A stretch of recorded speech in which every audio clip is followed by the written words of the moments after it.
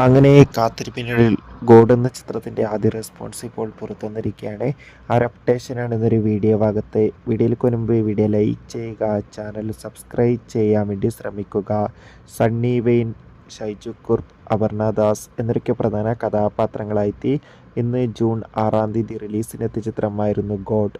ഏവരുമേറെ ആകാംക്ഷയോടെയായിരുന്നു ചിത്രത്തിൻ്റെ റിലീസിനായി കാത്തിരിക്കുന്നുണ്ടായിരുന്നത്. ഫൈനലി ചിത്രത്തിൻ്റെ ആദ്യ റെസ്പോൺസ് ഇപ്പോൾ ആരാധകർക്ക് മുന്നിൽ പുറത്തുവന്നിരിക്കുകയാണ്.